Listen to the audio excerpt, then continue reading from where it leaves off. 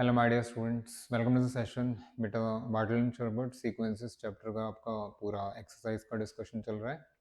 आइए ज़रा आज क्वेश्चन नंबर 5 और 6 डिस्कस करेंगे। Descriptive solution. जी, ये आपका क्वेश्चन 5 है और ये आपका क्वेश्चन 6 है। अभी सुनो पहले। देखिए, कायदे से क्वेश्चन 5 पहले होना चाहिए, फिर क्वेश्चन 6 होना चाहिए, बट मैं ज़रा कुछ नेचर ऑफ द क्वेश्चन के बारे में बात कर लेते हैं, है ना। Something called adaptation, adapting to the conditions. देखो बेटा, यूज द, हाँ ये फंस गया। देखिए, डेफिनेशन जहाँ आ गया, सीक्वेंस का डेफिनेशन, सीक्वेंस वाला जो कन्वर्जेंस का जो डेफिनेशन था जिसमें एप्सिलन आता है, ये आपकी मजबूरी है कि ये क्वेश्चन आपको एप्सिलन क्राइटेरिया से या एप्सिलन डेफिनेशन का यूज करके ही करना है। समझ में है ना।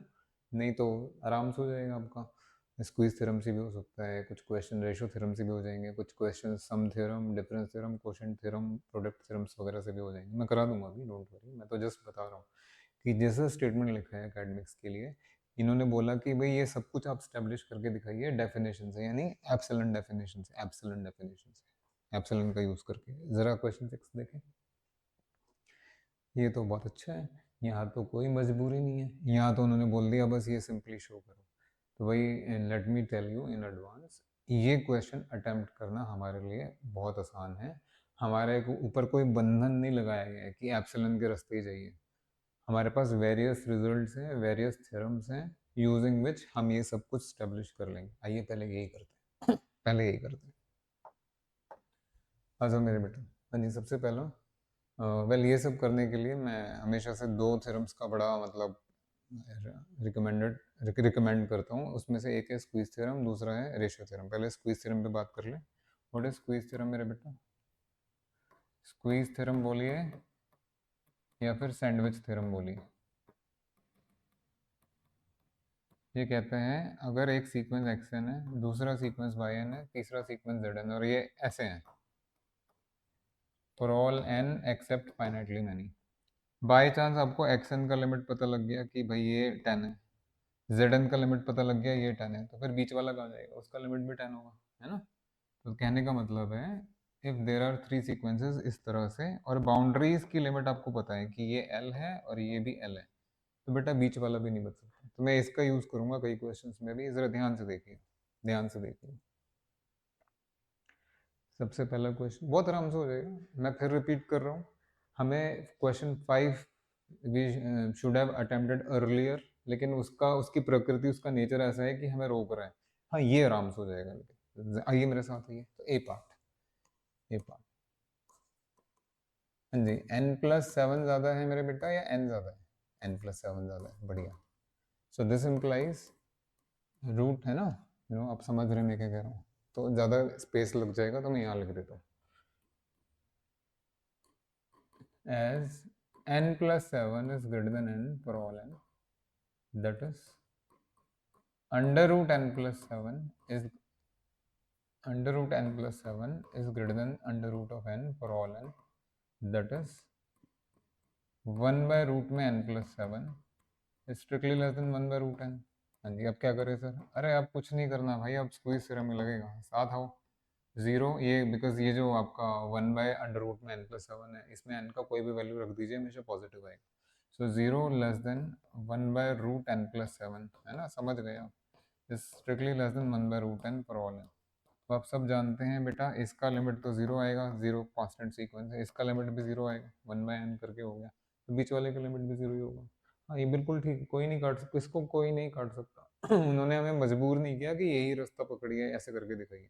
तो यहाँ स्क्वीज थ्योरम का बहुत बढ़िया ब्यूटीफुल यूज हुआ है।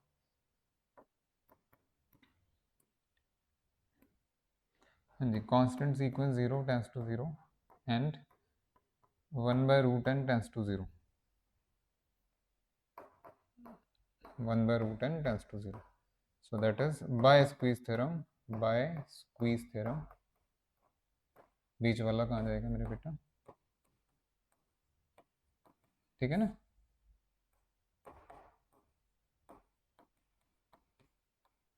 ठीक है, क्लियर हो गया। पहले वाला तो आराम से हो गया। अब सेकंड, थर्ड, फोर्थ, बेटा मैं पहले डी पार्ट करा देता हूँ। डी काफ़ी भयानक सा लग रहा होगा आपको, जिस भी ऑर्डर में कर लीजिए, डी पार्ट देख लीजिए, लेकिन क्योंकि यही यही पैटर्न अपनाएंगे हम।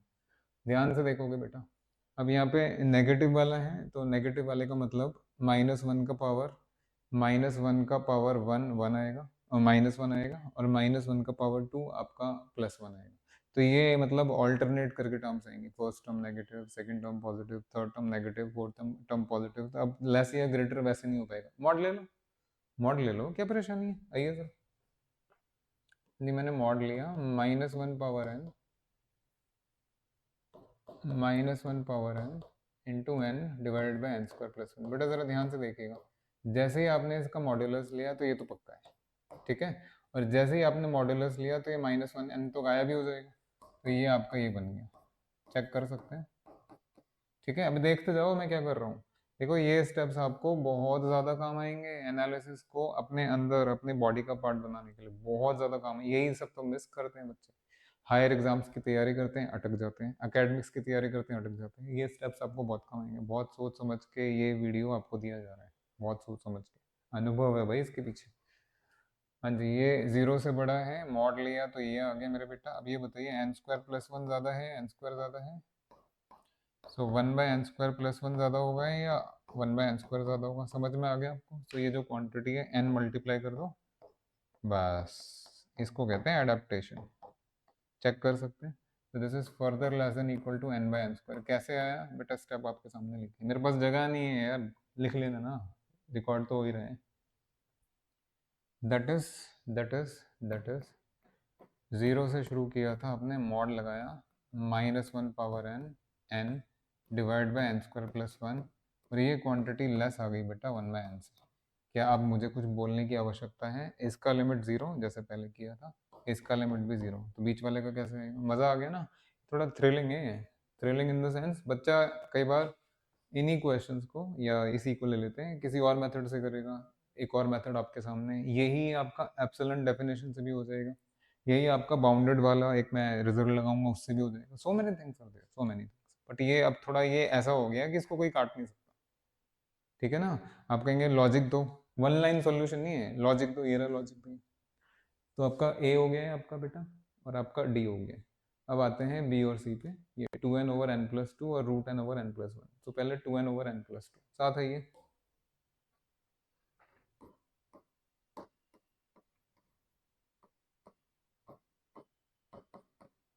हाँ जी, क्या ये ऐसा नहीं है, n निकाल दो बाहर,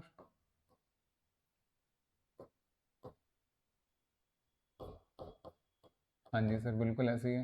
एक काम कीजिए, ऊपर वाले सीक्वेंस को 2 मान लीजिए, नीचे वाले सीक्वेंस को मतलब सॉरी 2 को सीक्वेंस एन मान लीजिए, और 1+2/n को सीक्वेंस बी एन मान लीजिए। मैं लिख देता हूँ,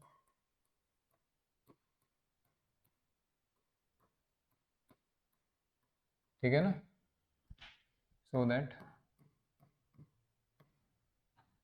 सीक्वेंस एन मेरे बेटा सीक्वेंस 2 के बराबर है, कांस्टेंट सीक्वेंस 2 तो 2 पे कन्वर्ज करेगा, एंड सीक्वेंस बी एन किसके बराबर, एंड यस 1+1/n। अब आप बताइए 1+2/n, हाँ जी 1+2/n का लिमिट क्या आएगा, इसका लिमिट 1 आएगा, उसका लिमिट 0 हो जाएगा, यानी टोटल का लिमिट आपका 1 हो गया।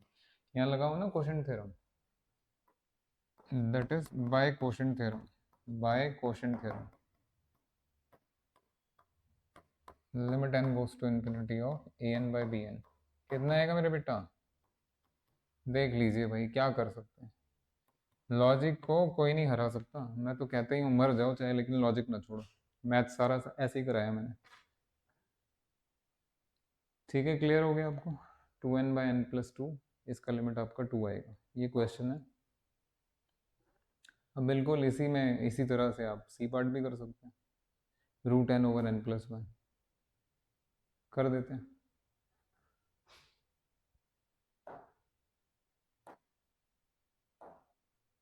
हाँ जी, ये आपका √n/n+1, सॉरी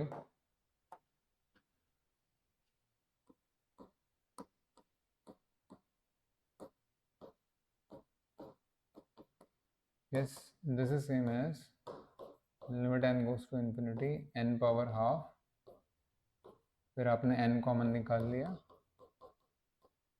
हाँ जी, which is limit n goes to infinity 1/n power half 1 + 1/n। तो अगर आप केयरफुली देख पा रहे हैं limit n goes to infinity, बेटा ये है आपका 1/√n, और दूसरा limit n goes to infinity 1/1 + 1/n। अब आगे क्या बोलें बेटा, इसका लिमिट 0 होता है, इसका लिमिट 1 होता है ना। प्रोडक्ट थ्योरम लगा दी जैसे पहले किया था, this is 0 × 1, that is 0, this is basically 1/1 + 0 आएगा, दैट इज 0 × 1, दैट इज 0। ये आया कैसे, इस स्टेप के बाद, जैसे पहले किया था, इस स्टेप के बाद जैसे पहले पिछले क्वेश्चन में किया है हमने।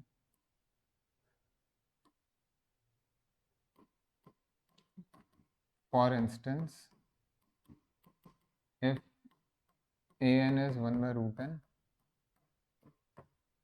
and bn is 1/1 + 1/n, है ना, वैसे करके निकाल लीजिए। देन an जो है आपका 0 पे कन्वर्ज करेगा, और bn कहाँ कन्वर्ज करेगा बेटा, तो ये 1 है, that is by applying product theorem. बस ये हो गया। ये आर्गुमेंट ऐसा है ना बच्चा, कंप्लीट सॉल्यूशन मिल गया आप लोगों को, अब आप उलझेंगे नहीं, अब आपको पता है क्लैरिटी के साथ कि क्या करना है, यू नो वेरी वेल क्या करना है। नहीं तो बच्चा सोचते हैं ऐसे करें वैसे करें, कुछ मिलता ही नहीं है। बाहर की यूनिवर्सिटीज अपना ही खेल चला रही हैं, यहाँ वालों को समझ ही में नहीं आता। प्लीज़ प्लीज़ प्लीज़, तो ये आप सबके लिए जीवन भर का अनुभव है, तो आपके सामने है भाई। चलिए ठीक है, वो वाली स्लाइड दिखा देता हूँ। ये था, यहाँ प्रोडक्ट थ्योरम लग गया मेरे बेटा, इसमें क्वोशिएंट थ्योरम लग गया है, और यहाँ दोनों में अपने स्क्वीज थ्योरम कर लिया। हमने 6 क्वेश्चन पूरा डिस्कस कर लिया है। Now let me tell you, अब हम इसके बाद क्वेश्चन 5 डिस्कस करने की पोजीशन में। वो तो हम पहले भी थे, बट वो थोड़ा सा रिपल्शन होता है थोड़ा एप्सिलॉन डेफिनेशन से बच्चों को, इसलिए मैंने पहले नहीं किया। अब क्वेश्चन 6 के बाद क्वेश्चन 5 करने का मजा है, अब कराएंगे आप। चलिए मिलते हैं नेक्स्ट सेशन में, आइएगा ज़रूर।